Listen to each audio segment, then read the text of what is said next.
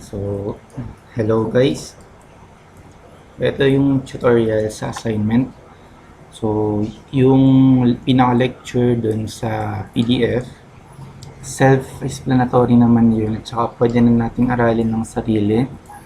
Ito na lang yung masashare ko yung application niya through sa paggawa ng assignment.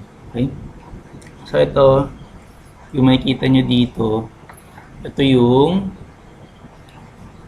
result ng assignment. Yung pinaka-assignment lang itong data, kasama din to, tsaka ito. Tapos yung pinaka-gagawin natin, ito siya. Okay? Una, kopyahin natin lahat. So, ito yun. Tapos pangalawa, sasagutan natin yung average score kada student, tapos kung pass or failed ba.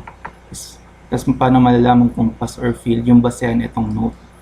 Dapat 50% or above yung total, yung score niya sa total number of items, which is 100 plus 80, which is 180. Okay?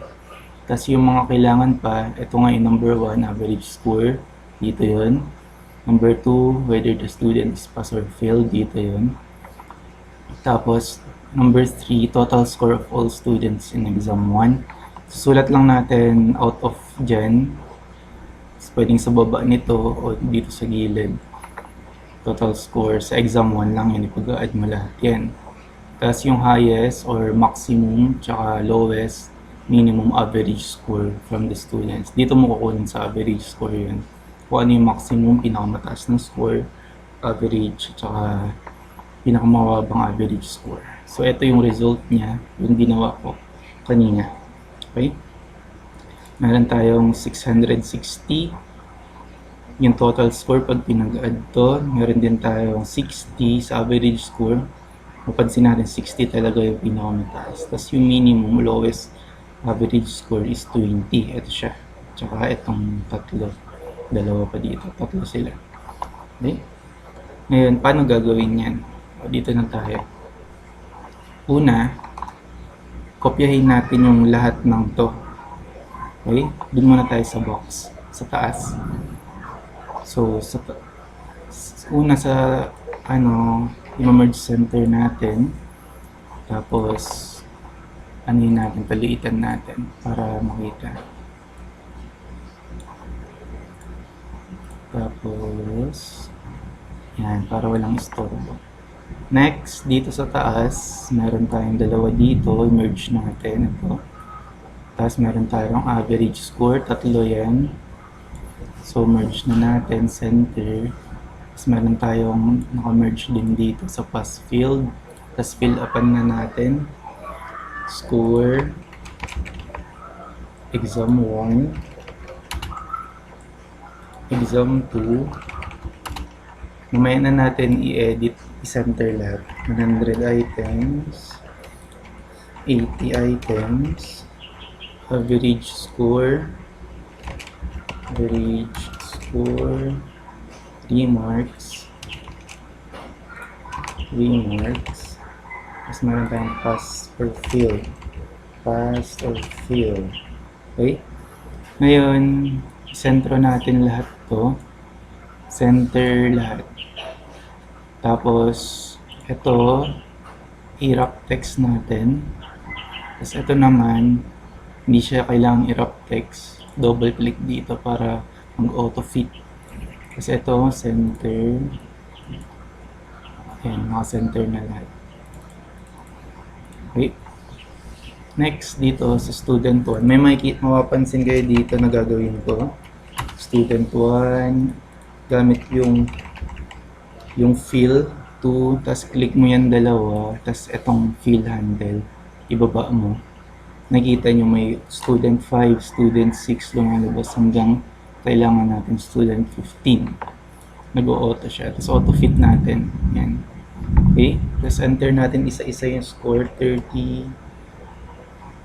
Enter 50. Enter 20. Enter 50. Enter. X natin to. 50. Tapos 70. 70, 20, 30, 50, 50, 50, 70, 40, 50, 30, 50. Okay? Check natin ulit. 30, 50, 20, 50, 70, 20, 30, 50, 50, 50, 70, 40, 50, 30, 50. Okay? Next tayo. 10, 30, 20, 10, 50, 20, 10, 20, 40, 0, 40, 40, 20, 20, 50. Oops. Balik tayo doon. 50. Okay. Tas, center dapat to. Sama na natin yung center lahat. Tas, average score. Equal sign lagi kapag gagamit tayo ng formula. Ay, function pala. Formula yung nakalagay lang dito. Tapos ang function, gumagamit tayo ng code na sum if, count, average, ganun. Tapos pwede yung isang shortcut dyan, escape yan. Click mo tong dalawa, tapos maglagay tayo dito sa summation. Tapos pili tayo sum. Tapos arrow yung pin natin, kaya yung next cell sa row na yan, dun mag-add. Tapos makikita natin yung code na sum B4, tapos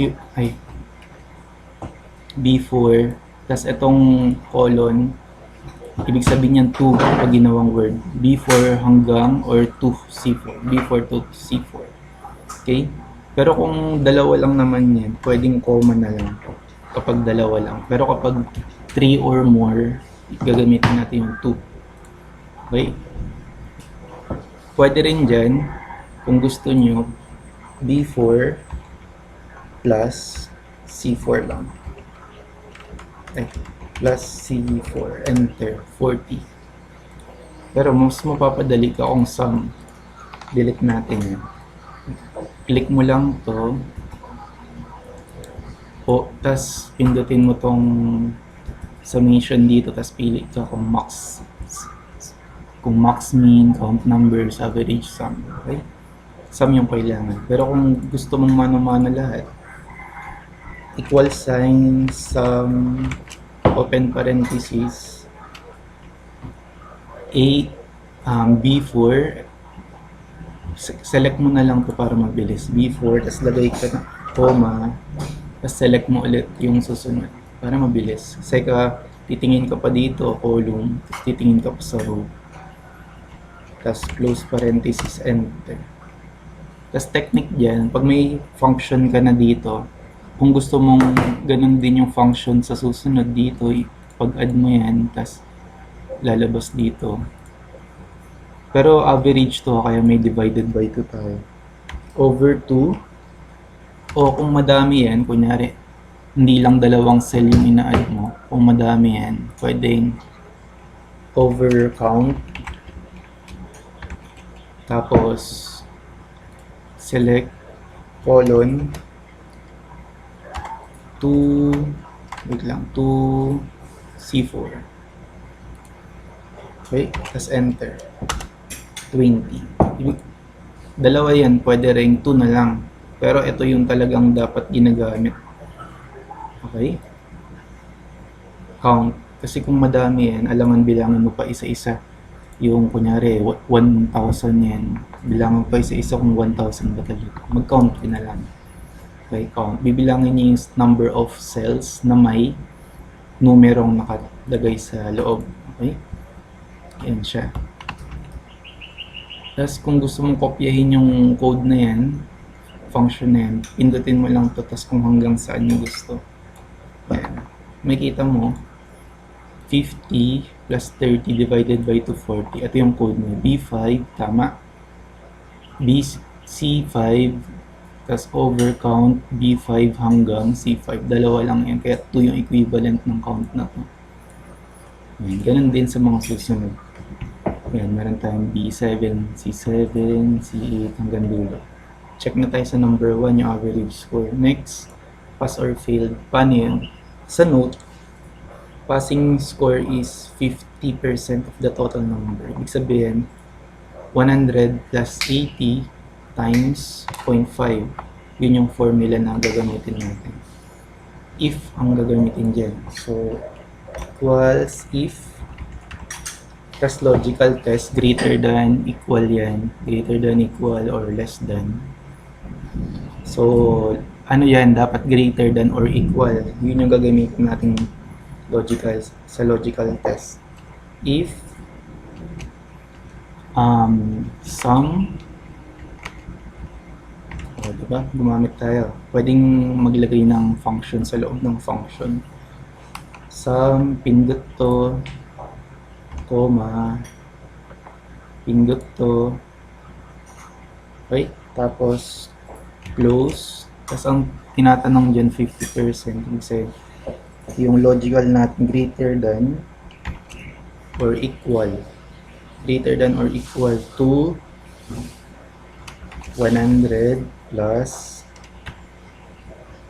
80 items yan times 0.5 or 50%. 0.5 gets. Tapos makikita nyo naka-bold, ibig sabihin nandoon ka pa lang. Tapos pag nag-comma ka, doon ka na sa pag-enter sa base space ng value kung anong lalabas. Kapag true yan, kapag text yung ilalagay mo, pass.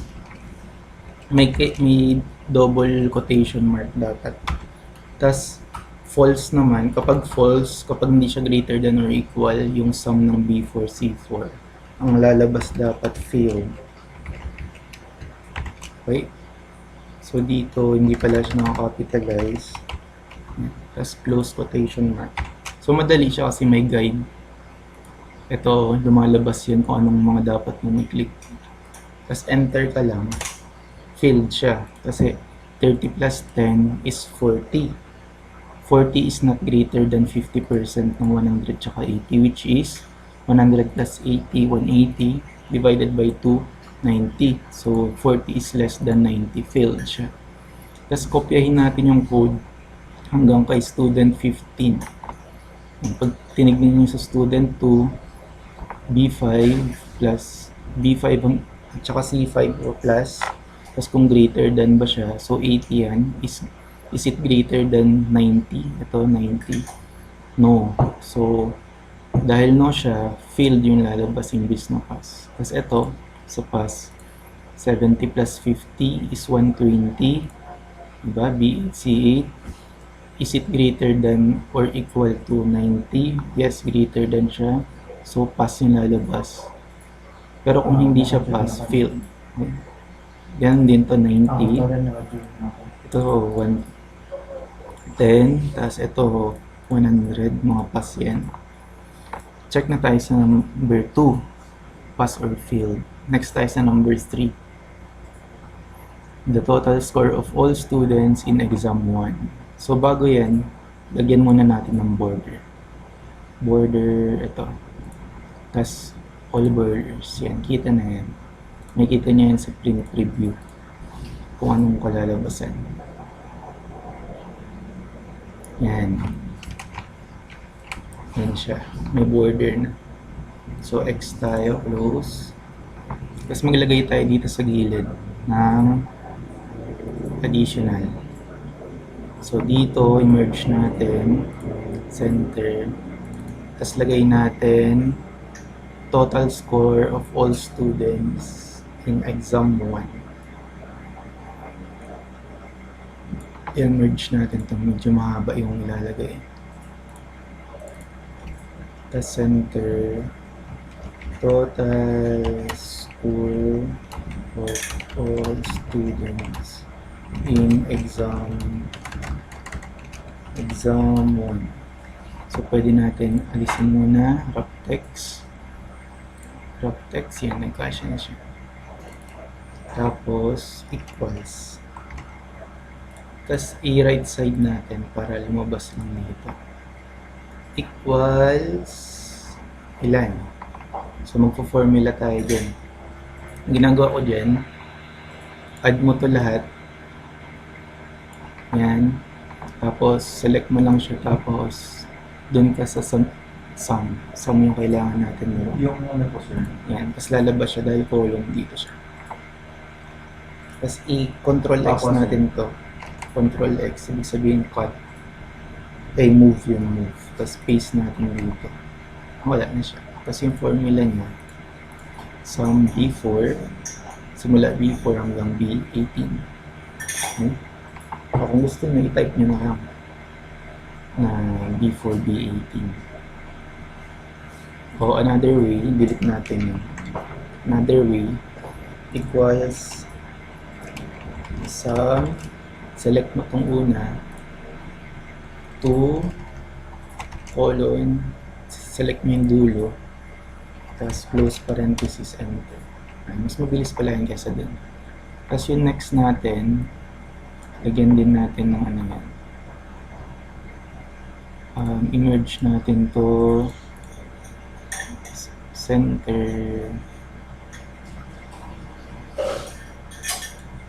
Huwag na natin lagyan para mas maganda. Kasi ito i-merge din natin.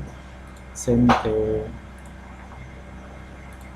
Yan. Tapos, dyan natin, ay, tama lang na equal sign mo.